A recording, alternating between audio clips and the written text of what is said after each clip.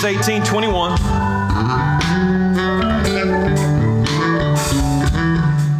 It says this, do not permit, this is God's word to the children of Israel, do not permit any of your children to be offered as a sacrifice to Molech. He's like, I don't know who Molech is. You're about to find out. Don't permit any of your children to be offered to Molech, for you must not bring shame on the name of your God. I am the Lord. And then Jeremiah 32:35. They've built pagan shrines to Baal in the valley of Ben Hinnom. That's right outside Jerusalem. And there they sacrifice their sons and daughters to Molech. God said, I've never commanded such a horrible deed. It never even crossed my mind to command such a thing. What an incredible evil causing Judah to sin so greatly. If you don't mind, back it up to the first half of that verse. I just want to point something out to you. In the valley of Ben Hinnom, which was right outside of Jerusalem, is where they would sacrifice to Molech. Jerusalem was where the temple was. It's where they worshiped God. So recognize they didn't stop worshiping God. They added something on. So they would perhaps leave the temple, go outside the gate of Jerusalem to the valley of Ben Hinnom, and then worship Baal and sacrifice to Baal. So you recognize it's not either or. They were doing both and. And God is a jealous God. He don't put up with that. He's not only first place, He's only place in your life. And anything that competes with Him is a false God and has to be removed immediately. All right, let's pray. Father, I pray, God, that you would open up our hearts and minds today to hear and understand what you're saying to us. I pray, God, that you would help us to be just brutally honest with ourselves. God, that we wouldn't hold anything back from you, that we would indeed give our lives away to you. And anything that's going on in our lives or in our homes that is contrary to your word, I pray, God, that you would show it to us, reveal it to us, and remove it from us, Lord. In the name of Jesus we pray. Amen. Amen. You can be seated this morning. Thank you for your worship. What an incredible time of worship this morning. Well, you have heard, I'm sure, about the land that God gave to the children of Israel when He brought them out of Egypt. It's commonly referred to as the Promised Land. But I want to make sure you understand that the land of Canaan was not empty and waiting on them to arrive. The land was filled with people in towns and villages and even in walled cities. Zay, I've got a lot of my voice in Jeff's monitor, if you can pull that down. Have you ever wondered, when the children of Israel crossed into the Promised Land, have you ever wondered why God commanded them to kill everybody? You ever thought about that? I've had people ask me that. Why was God so cruel? Why was He so brutal? Why did He want everybody killed? It's not because God was cruel. It's not because God is brutal. It was commanded because the people of Canaan worshiped an idol that had various names down through the ages. This idol, and they're going to put an artist rendering on the screen, it may have looked something like this. There are a few different ideas, but it may have looked something like this. It was the calf, the bull god or calf god. The idol was called Molech in the scriptures that we just read. Sometimes it's called Moloch. And according to my research, this is a character that is beginning to appear in video games and in different kinds of sci-fi movies and TV shows, Moloch. He was also called Milcom or Malik. It may have even made its way into Greek mythology as the father of Zeus, Cronus, supposedly the father of Zeus. So this was very widely spread cult that worshipped this idol. God was so repulsed by the way they worshiped Molech that He wanted to wipe out everyone who was associated with that form of worship so that the people of Israel were not tempted to take up those practices. Now, unfortunately, the people of Israel ignored the wishes of God, didn't do everything He told them to do, and they indeed did fall victim to, or not victim, they went willingly into the worship of Molech. Now, let me tell you what we're talking about. The scriptures we just read describe, in the King James Version, it may refer to it as passing a child through the fire. Passing through the fire. The worship of Molech always involved a fire that was built either in or close to the bronze statue of him. So you recognize that when a fire is built in or around bronze, the metal heats up. So children were forced either to jump through the flames, or they were literally passed by the parents or by the priests through the flames that were built to Molech. And that's bad enough, but what really broke the heart of God is that they were often not just passed through the flames, but were sacrificed to the flames. The parents or the priest would either place the child on those outstretched bronze arms, or in some renderings there were compartments built into the torso of this idol, and they would place the child into the torso along with some other forms of offerings, and then they would beat large drums as loudly as they possibly could to mute the sounds of the sacrifice. You say, well, John, that's horrifying, and it is. But what in the world does that have to do with us? 2019. What does that have to do with anything? Let me show you one scripture in John 10 and 10. I think it's a very familiar passage of scripture. Jesus said the thief's purpose. Who's the thief? It's not the kind that's just breaking in your house to steal your stuff. This is Satan himself. The thief's purpose, the devil's purpose, is to do one of three things, or all of them if he can: steal, kill, and destroy. Right? You see that in your Bible. Steal, kill, and destroy. My purpose, Jesus' purpose, is to give them a rich and satisfying life. So Jesus is setting himself apart from the enemy. He said if the devil shows up, he's there to do three things. He's there to steal, he's there to kill, or he's there to destroy. And if he doesn't get to do those things, then he's not coming. So if you want to find where the devil is in your life, where the devil is in our culture, then you have to look for anything that's being used to steal or to kill or to destroy. Now listen, if you've been around me for very long, and some of you, we've been going to church for over 20 years, 25 years, I'm not an alarmist. I'm not a conspiracy theorist. I'm not somebody who sees a devil behind every bush. I am not such a traditionalist that anything new comes out, I automatically assume it's of the devil. All right? But neither can I afford to put my head in the sand to what the enemy is doing all around us, right in front of our faces in our culture. So you have to run the balance between being so far out there that you jump at everything, and have your head buried so far in the sand that you don't see the reality that's happening around us. So I want to bring something to your attention today. We have in our culture the most powerful tool that's ever existed in the history of mankind. Its scope is unlimited. Its power is unrestrained. Its reach is unprecedented. Its ability for good is incredible, but its potential for evil is equal to it. And perhaps the most disturbing part about it is that it is literally in the hands of every one of us. And it's technology. And specifically, it's internet-connected technology. Our society, our communication system, our economy, our transportation systems, our information systems, our entertainment, all of it is dependent upon technology. And in many ways, it's wonderful, right? Because you don't have to fuss about stuff anymore. You can Google it and find out, right? You can know stuff. We hold in our hands every encyclopedia that was ever written, every map that was ever folded or unfolded or refolded or turned upside down, right? Every song ever recorded, every book ever published, every Bible ever translated, and the list goes on and on, all at our fingertips.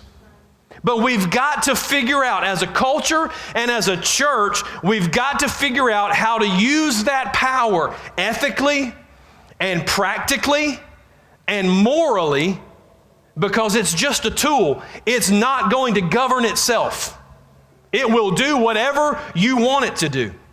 Let me put a finer point on it for Christians.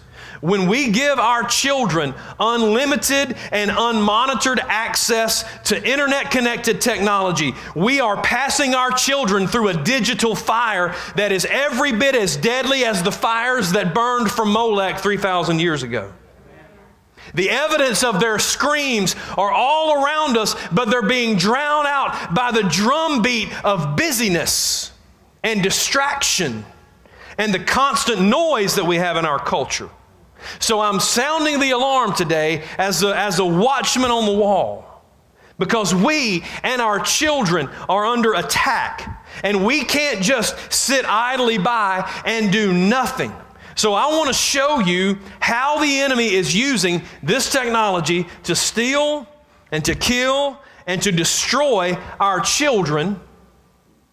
And then I want to give you some resources to help push back against it. So today's message is called Modern Day Molech. Modern Day Molech. So how is the enemy using this technology to steal our children? Well, the first is obvious, but we may be missing the impact. And it's two words. It's screen time. Screen time. According to a report on CBS.com that was published last fall, the research shows, at least right now, that if you are between the ages of 8 and 18, then you spend on average 7 hours a day looking at a screen. 7 a day on average. So, I mean, think about that. You're in school for 7 or 8 hours a day. You sleep for 8 or 10 hours a day. If they're on a screen for 7 more hours in a day, what's being stolen? What's being stolen? Time with parents, time with the rest of their family, time playing outside. Their ability to communicate with each other is being stolen. Their creativity, everything's right in front of them. You don't have to be creative. Somebody else did that for you, right? Our influence in their lives is being stolen. The enemy is stealing our children from us, and we're giving him permission because it keeps them quiet and it keeps them out of our hair because we're stressed out ourselves, or perhaps because we have our faces in a screen too and we don't want to be disrupted. We've got to stop the enemy from stealing our children through screen time. And listen to me, they will never do what we don't pattern for them. Amen. So if we're not willing to do something different, if we're not willing to change, if we're not willing to recognize the idol worship that's going on in our own lives, then our children will only magnify what we put out in front of them. You say, but so John, how do I do that? How do I help my kids? You set limits. You set limits that work for your family. Maybe you take those things away at a certain time. Maybe you enforce a no screen policy at the dinner table. Maybe you turn off the Wi-Fi at night because they stay up a lot later than you think they do. Maybe you replace the screen time with some family time, something that maybe you play games together, maybe you watch a movie together, maybe you watch a TV show together, but you do something together that you can talk about. You have to take back your influence with your children. Or listen, here's a novel idea. Make them go outside. We may need to bring back the old locked door. I got locks on my house. So sometimes you got to kick them babies out in the yard, lock the door behind them. Say, see you in 2 hours. Did y'all's mama not do that to y'all? My mama did that to me, right? Listen, there will be weeping and gnashing of teeth, but they will not die, saith the Lord, probably somewhere. And they might actually use a different part of their brain. And they might actually get dirt on their hands and build their little immune systems. So how else is the enemy using electronics to steal our children? Well, this one isn't figurative, this is literal. Every day across our country, there are abductions or attempted abductions by predators who establish a relationship with your kid through an internet-connected game or app or online chat room. How? Every device has a GPS in it. It has the exact location of your child as they play or as they use the device. If it's on, the GPS is on. And many of the games and the apps give off the location by default. If you don't intentionally find it and turn it off, then it's going to automatically give their GPS location. Almost every game or app that or website that they use knows exactly where your kid is while they're using it. And any of them that require an internet connection. Have y'all heard your kids whine because you go through an area that suddenly doesn't have Wi-Fi? And they freak out. The internet's off. Okay, you'll be okay. Breathe, inhale, exhale. Almost anything that requires an internet connection has some sort of chat feature where you can communicate with other people who are using that game or app. That means while you're in the living room, your kid is in the bedroom talking to whomever is on the other end. Now, there are websites, and I want to show you a few icons, so if you see this, you can pay attention. But listen, this is not an exhaustive list. There are millions of apps and websites and everything else, but I want to bring your attention to some that I know some of our children are using. There's websites called Omegle, and if I say it wrong, okay, but that's it. You figure out how to say that, all right? That's a website. And then there's a couple of apps I want to show you. One's called Monkey. Isn't that cute? Monkey. There's one called Holla, because I've just always wanted to say holla from the pulpit. So now I just did. So that's on there. Monkey, Omegle's a website. These are apps or websites that connect your kids by video chat to complete strangers. That's their intent. That's what they do. That's why they were designed. You've spent your entire life teaching your children don't talk to strangers. But with one click of a button, that's exactly what they're doing. And that's not even the scariest part. The scariest part is they select the strangers geographically. They connect you with strangers who are within a certain radius of your child. So it might be 10 miles or 20 miles or 30 miles. In other words, they connect your child by video chat with a stranger who is close enough to get to your child. Every social media platform like Facebook and Twitter and Instagram and Snapchat and dozens of others. All of them can be used to send private messages, even to people that your kids don't follow or friend or like or whatever the term is for that platform. And listen, kids left Facebook and Twitter years ago because there's too many adults on it. When you showed up, they left. Okay? And if in the majority of teens, you say, well, my baby's got a Facebook. I watch everything they do. Yeah, your baby's got at least one Facebook. Okay? The kids who do have accounts on platforms that you use, the research shows at least 60% of them have more than one. They have the sanitized version that they let you follow, and then they have the real one that they use and their friends use. And it's no big thing at school because they all know they've got at least two. Everybody does. Okay? You say, well, and listen, kids are using social media platforms that you've never even heard of. Okay? You say, well, listen, John, calm down. They're just talking to some other game geeks. They're just talking to their friends at school. Really? How do you know? How do they know? Pedophiles know how to use the anonymity of the app or the internet, and some of them are anonymous, and I'll show you that in a few minutes. They use the anonymity of the app, or they create a false profile, because you can be whoever you want to be on the internet. You can be whoever you want to be when you set up your account.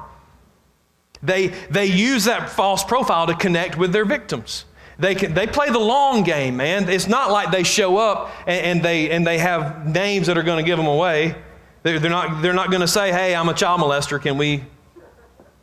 No, they play the long game. They ask seemingly innocent questions over a long period of time as they build rapport, and then in a few months, after all of these interactions that they've had, when they put it together, they've got a whole dossier on your child. And they know their interests, they know their locations that they frequent, they know their schedules, they know their routines, they might know the ball teams they play for, they might know the activities that they're involved with at school, they might even know what school they go to. And even if they don't get electronic location data, it's pretty easy to piece things together with the internet. Because even if they may mention the Blue Devils, they may mention the Rebels.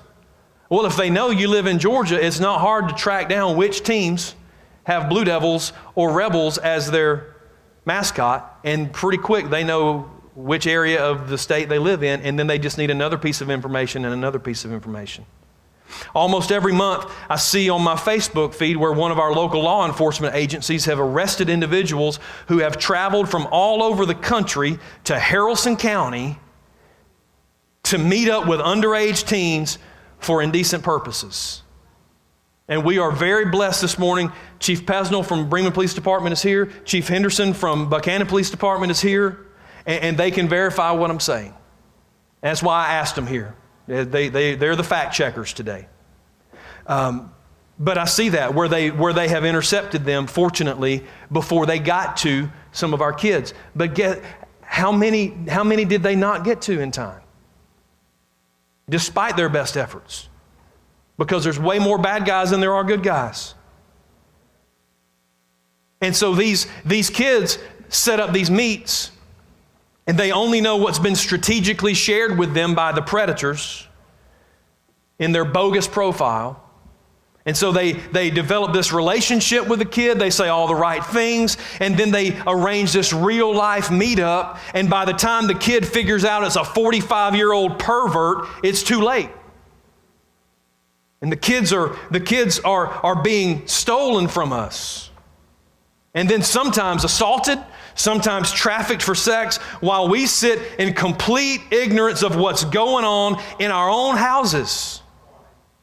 If somebody burst through the door of our homes, tried to kidnap our kids, we'd do everything in our power to prevent them, wouldn't we? Say yes. But the enemy is stealing our children from us little by little, day by day, and we sit across the house from them and we never do anything about it. Sometimes we don't even know. What you don't know can hurt you and your kids. Everything the enemy does is to steal, kill, and destroy. Those are a couple of ways that he's stealing. But what about killing? You're like, John, for real, is internet-connected technology actually contributing to the deaths of our children? Absolutely. So let me talk about the less likely things, but the things that are sort of in the news right now. Okay? Many of you have heard about the Momo challenge, right? Maybe you haven't. That's okay. A lot of schools are sending out information out of an abundance of caution, and they should. So I'm going to show you a picture of Momo if you haven't seen her. All right? There's Momo. Momo is not cute. All right? Old girl has had a rough day. Has everybody seen her? All right, you can take her down. So, according to news reports, Momo has been inserted into various children's videos on YouTube, even the kids' YouTube version, well after even the most diligent of parents would have quit watching. So 20 minutes, 25 minutes into the video, this thing pops up and it encourages children to harm themselves. In some cases, reports have said that it threatens to hurt the child's family, trying to leverage the kid into committing suicide. Now, based on the research that I've done, and I may be wrong, but based on the research I've done, there's been a lot of speculation, a lot of investigation, a lot of panic, but there hasn't been evidence that Momo has actually contributed to anyone's death. Now, again, I'm not saying it hasn't happened, but I've been looking, and it's just really difficult to get hard evidence that this has happened. The same allegations have been made by viewers who say that some person shows up in the middle of a kid's video and teaches them how to slit their wrists to either kill themselves or to just scare their family members. And again, there's been speculation, but not a lot of real evidence to my knowledge. But listen, there are people who are really keen on what goes on in the technology world, and they say, listen, if you get sucked into the Momo thing, and you think that if you can protect your kids from Momo, then you're good, you're missing the bigger picture. You're missing the bigger picture. See, the takeaway is, unless you're sitting beside your child every moment that they're watching online videos, there's really no way for you to know what's being said or what's being shown. See, when we were raising our biological kids, we could buy a VHS because they're that old. We could buy a VHS tape, we could buy a DVD, and once you watched it once, you knew what it was. It's going to say the same thing every time. Amen. Right? So you know what's there. That's not the case anymore. So you have to be aware of those dangers, and you have to take appropriate action. You're like, John, what should I do? You have to, you're the parent. You have to decide what to do. But you, at the very least, you have to have that conversation with your kids that makes them aware of dangers, makes them aware that things may show up on their screens that they're not expecting, and they need to know that it's okay for them to come to you about it. That you're not going to shoot the messenger. That they can come and say something just popped up that I don't think is right. It didn't feel right. I don't think it's, it scared me. It surprised me, whatever. You need to open up that dialogue. If you freak out about everything that happens in your kid's life, they will stop telling you what goes on in their lives. But there is plenty of verifiable evidence of technology being used that plays a part in the killing of people, or more specifically in them killing themselves.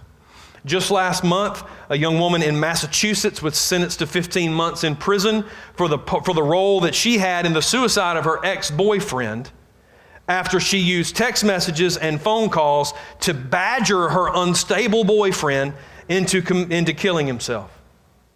At one point in the conversation, he actually got out of the car where he was trying to suffocate himself, and she badgered him to get back in the car.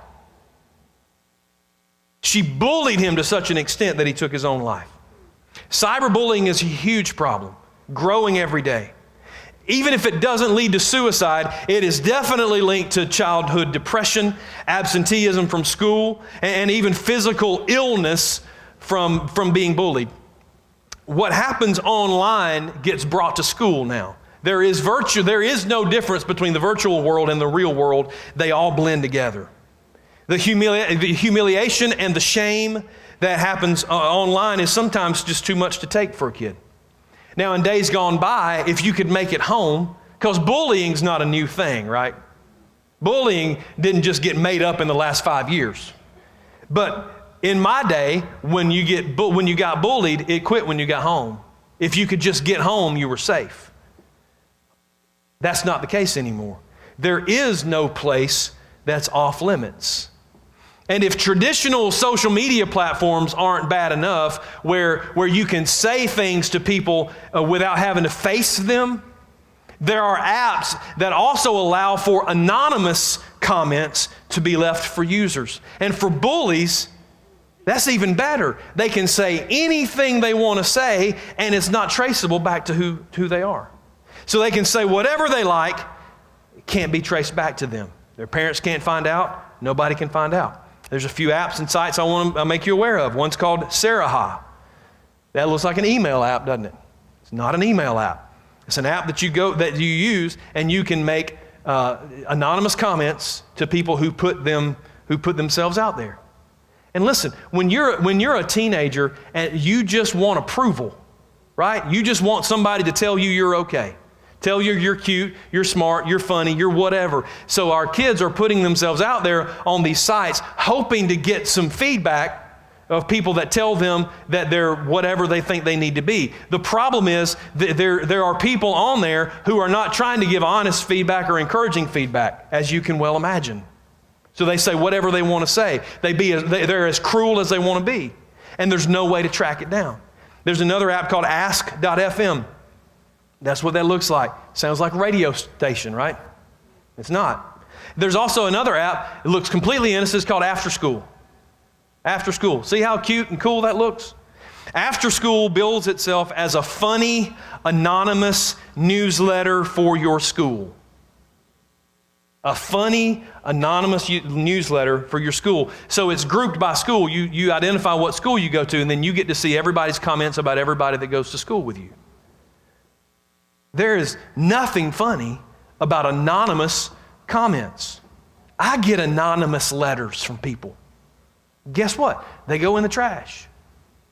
If you're not man or woman enough to sign it, I'm not taking my time to read it.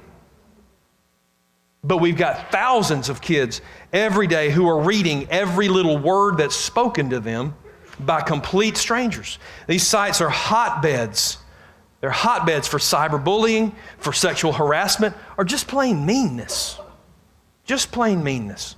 Now listen, let me be clear. No normal kid is going to commit suicide because Momo showed up on a screen. Okay? Or because some random character on a video told them to. Or even if a bully starts to harass them. But listen, make no mistake. When a person is already emotionally fragile, or when they're struggling with mental health or mental illness, or they've been worn down by months or even years of bullying, it doesn't take much to push them over the edge. And listen, don't forget about the spiritual connection here. This is not just a conspiracy among humans. This is a spiritual issue as well. The enemy knows exactly what your children have been through, and he knows exactly what buttons to push to set them off or to send them spiraling. The technology is just the platform. It has no innate evil or good built into it. The technology is the platform, but all the enemy needs is a person that's willing to be the vessel. And it seems like every day there are more and more mean people who are willing to be the vessel for the enemy and put somebody else down in order to make themselves feel better. The unrestricted, unsupervised use of technology is not only stealing our children, but in many cases, it's also killing them. Just like the children sacrificed to Molech 3,000 years ago. So the enemy steals, the enemy kills, and maybe his last trick is his best, and that's destroys. He destroys. There are lives being destroyed by this technology. Two predominant ways that the enemy is using internet-connected technology to destroy lives, and they are related to each other. The first is pornography. There was a time when pornography was limited to dirty magazines and backroom adult movies. Access was limited. That is absolutely not the case anymore. Any person of any age, anywhere, has immediate access to millions of pornographic sites and billions of images. Websites are everywhere. They actually purchase the website name so that if you misspell a commonly visited site, then it's going to take you to a pornographic site. On YouTube, a racy video, if you watch one, then you're going to have a whole page full of videos that are suggested to you that are going to take you deeper and deeper into darker and darker pornographic sites, all for free, at least to begin with. It's marketed. Listen, marketed is not a passive verb. It's active. They're marketed to younger and younger children so that by the time the child reaches middle school, your child has already seen multiple pornographic images, even if they weren't looking for them. And listen, don't fool yourself. This is not an accident. It's a business model. It's the YouTube algorithm that pornographers and perverts are exploiting for profit. It secures their future revenue stream. The earlier they can get somebody hooked on pornography, the more money they're going to make now and in the years to come. So by the time your child's hormones kick in, providing biological curiosity, they know exactly where to look and exactly what to look for because they've already seen it. You say, John, listen, my child would never look for that kind of filth. They don't have to look for it. It's looking for them. Because the devil is a roaring lion seeking whom he may devour. This is not a conspiracy theory. It's a job description for the devil. And he's good at his job. He's just as good at luring our children as he is at keeping their parents in the dark about it. So by the time our kids hit puberty, their minds are already twisted by the sex-saturated images that they've seen, sometimes through no fault of their own. They have no concept, unless somebody has taught them otherwise, they'll have no concept what a normal relationship of their age is supposed to be. They assume that what they've seen on the screens is normal, so they do what kids have always done. They act out what they believe to be expected of them. Because the last thing you want to be accused of is being different. They all want to be individuals, but they all want to be individuals just like everybody else. And so when you act out what you think is expected of you, then it leads to all kinds of issues. Stealing their innocence, physically and emotionally destroying the lives of young people all over the country.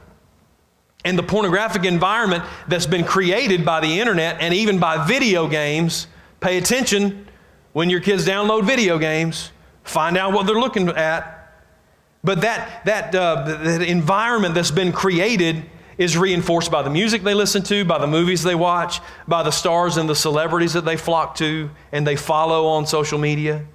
But it's reinforced by their friends at school, by the people they connect with by text or by social media. And by the way, the most influential people in your children's lives today are probably not the ones they see on TV and the ones they see on the movies. It's the YouTube stars. And I know some of you my age are going, you can be a star on YouTube?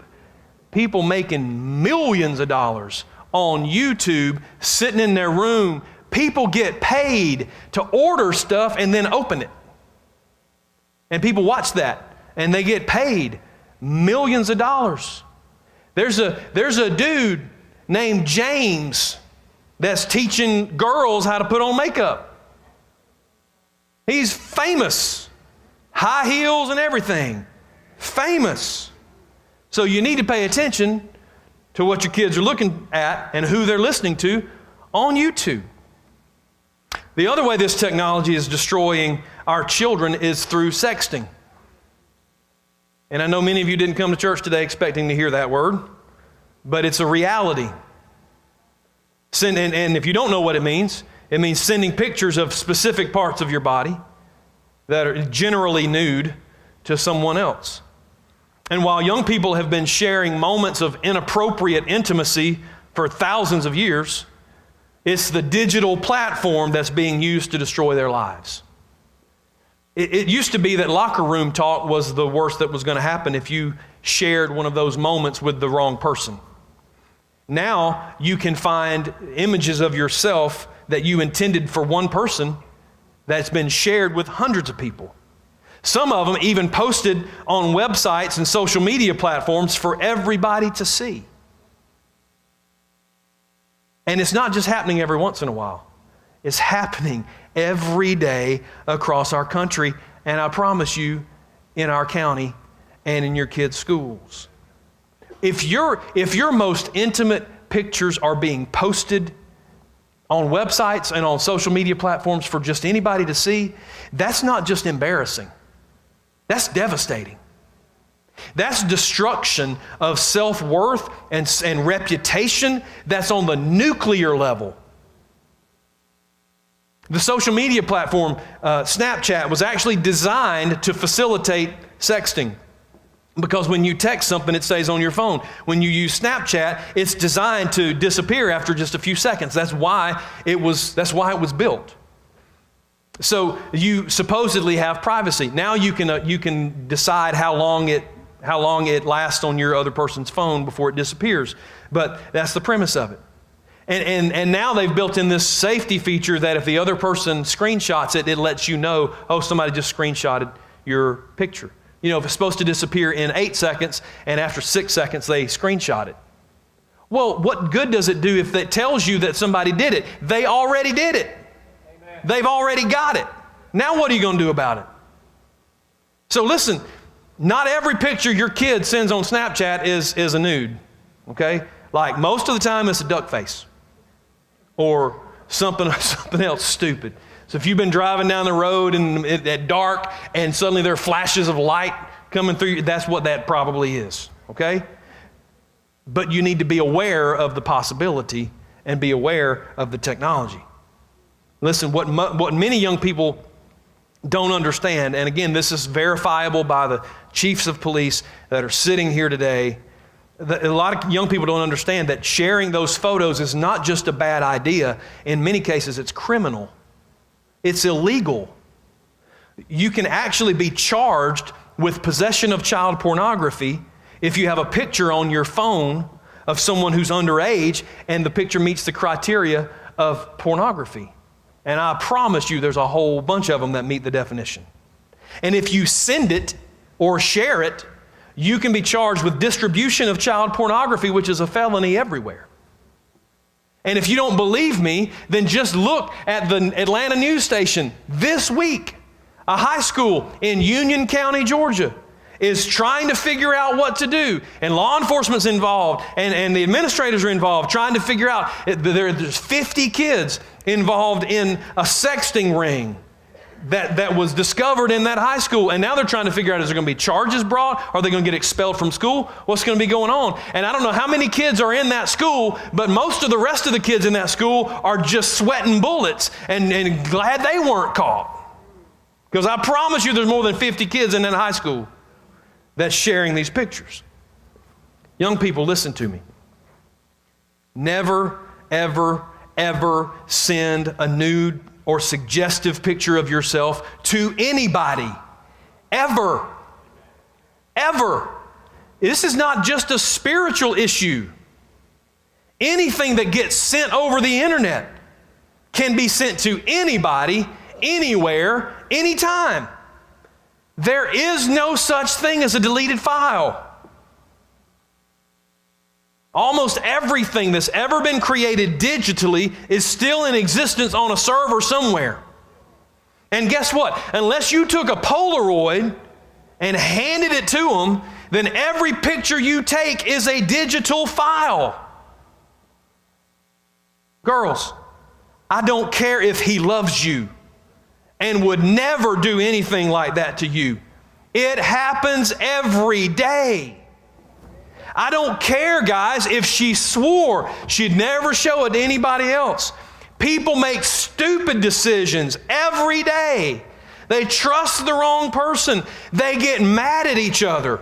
And in the spur of the moment, they do the one thing they can think of that'll get back at them. And they may feel terrible about it as soon as they hit send, but it's too late. The enemy is trying to destroy you. So don't give him the easy ammunition. Don't complain about getting shot when you hand the enemy a gun. Just like you did with child sacrifice and idol worship in centuries past, the enemy is using technology as a modern day Molech, seeking to steal and kill and destroy our children. So parents, what are we going to do about it? What are we going to do about it? You say, well, John, listen, my kid would never do anything like that. Really? Your kid's brain is not even fully developed until they're in their mid to late 20s. Kids do stupid stuff every day. Do you remember what you were like when you were a kid? So how is it that you got that one kid that doesn't make bad decisions?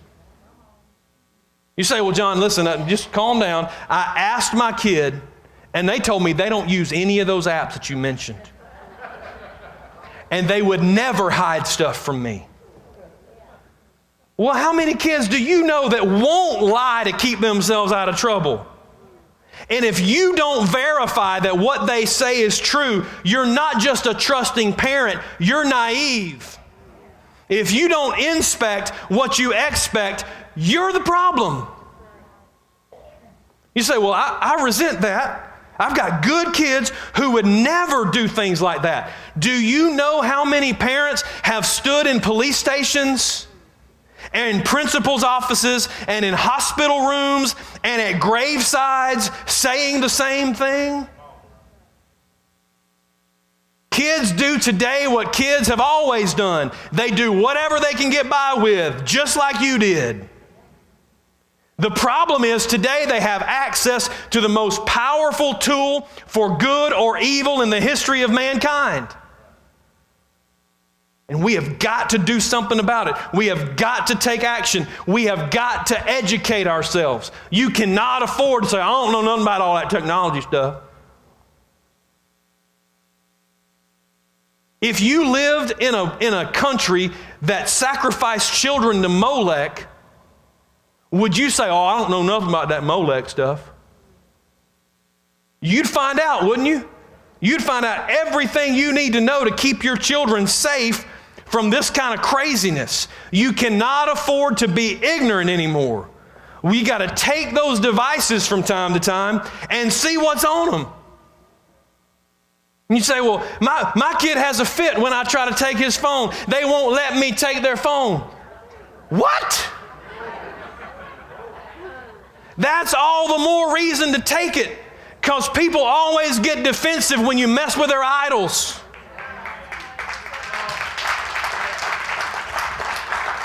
You make them take the passcode off there. They like 9. What do they need a passcode for? Make them take the passcode off there and in front of you, and then hand you the phone, and then you walk away. And you do a deep dive up in that thing. There are hundreds of apps. Hundreds of apps. I'm going to show you one. Do not draw this picture and say, I'm going to look for this one. There are hundreds just like it. But this is called HIP. HIP. Looks like a music app. It is not a music app. HIP stands for Hide It Pro. Hide It Pro. They're designed to look like something else, but they're actually places to store stuff that you don't want anybody else to find on your phone. You can store pictures, you can store files, you can store explicit music or texts or whatever you want to. You have to look for that stuff. A whole bunch of them are designed to look like calculators. They might have calculator with a percent sign behind it or something else. Or it might just say calculator. Look at it. Look at it. Check everything. Look at their browser history. Look at their text messages. Look at their YouTube history. If you don't know how, ask me. Ask Pastor Robbie. Or good Lord, Google it. There's 1,000 videos out there show you how to do that. But what you cannot do is stay ignorant. You cannot stay ignorant. You say, but John, what about their privacy? They don't have a right to privacy in your house, using your phone that you bought for them and your service that you pay for, charging it up with your electricity. Privacy. And if they refuse to give it to you, cut it off. Isn't that what Jesus said? If it's being used to offend you, cut it off. I don't think he was talking about cell phones, but he might have been.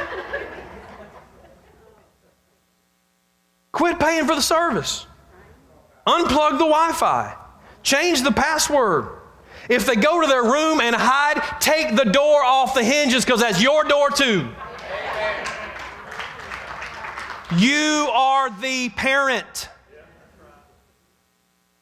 Now, I told somebody the first of the year, I told John Godwin, we were talking on Wednesday night, I said, this 2019, I just feel compelled. We got to get back to the basics and tell people what the Bible says about the stuff that's affecting their lives, because I don't think people know this stuff anymore.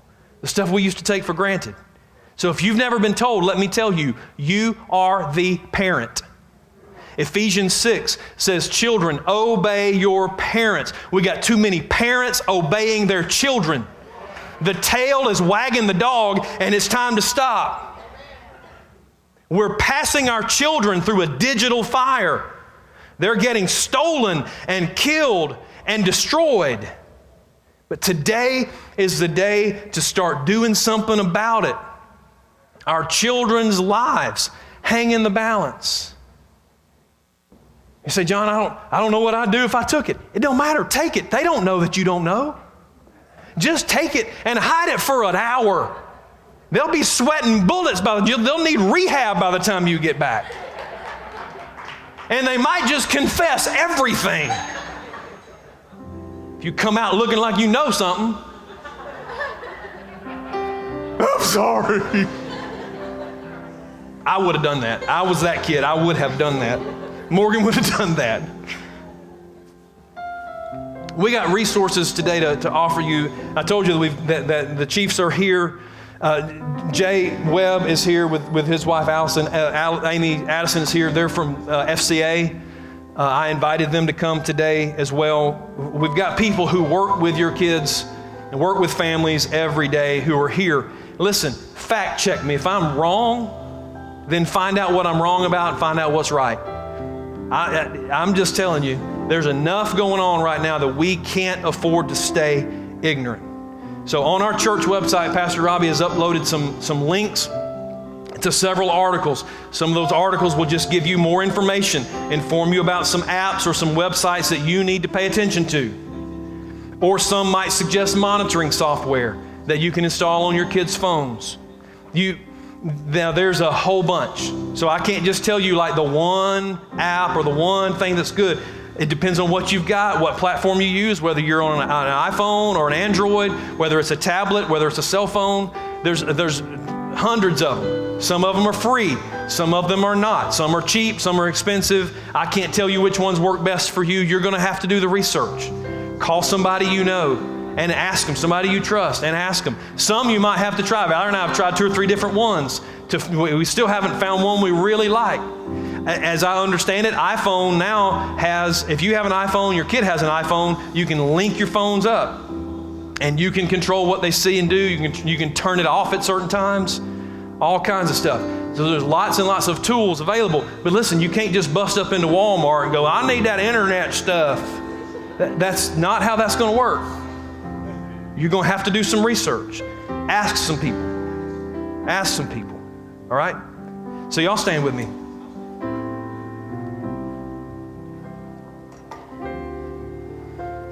No, I'm not doing an altar call, so y'all calm down. But we do have to pray. We have to pray. Listen, we tried to have a good time about this today, but there's nothing more serious than the lives of our children. And if you don't laugh, sometimes you're just going to have to cry. I am not making light of how serious this is. I'm not making light of how difficult this is. So listen, I'm not telling you this is going to be easy. I'm telling you this is necessary. It's necessary. And it's no fun being the bad guy. There is a stage of life where you can be friends with your kids. But if they're still living at home, that's not the time. Y'all can be besties later. Right now, you're the parent. And the primary role of parents is to keep kids safe. And when you hand them an internet-connected device, you are handing them danger if you don't watch out for it and you don't put some parameters around it. So we're going to pray, and I'm going to pray for you for strength, for wisdom. We're a Pentecostal church. We believe in the gifts of the Spirit that are listed in Romans 12 and in 1 Corinthians 12 and all through the Bible. We believe that were not just for the apostles. We believe they still work for us today, that they're still operated through the Holy Spirit today. We believe that God is a God who knows everything about everything. And when you put those two together, we believe that the gifts of the Spirit are not just operating for the church in the service. We believe they operate in the people of God on a daily basis. We believe that we serve a God who can wake you up at 3 o'clock in the morning and say, go to your child's room right now. Because it's happened to me. We believe in a God who can just flash images that you may not understand until another week or two, and then you see the dots connect and you know exactly what's going on in your kid's life because it's happened to me. And I'm not telling you I'm Mr. Super Spiritual. I'm telling you when you're desperate to keep your children safe, when you pray over your kids, when you ask God for help, He gives you help because they're His kids too. And so we're going to pray for that. But I also want to speak to the young people. I am not doing this to ruin your life. I did not do this so your parents will go crazy, though some of them will. I'm doing this to help you. Ultimately, to help you. To protect you from dangers that you're just not mature enough to understand yet. And I want to remind you of something that the Bible says that we don't talk enough about. The Bible says that sin is pleasant for a season. We're not telling you that you're not going to have fun doing all the stuff we just said not to do. It's fun. It's fun. It'll feel good. It'll be exciting for a little while. The problem for the fish is that the bait tastes good, but the hook hurts.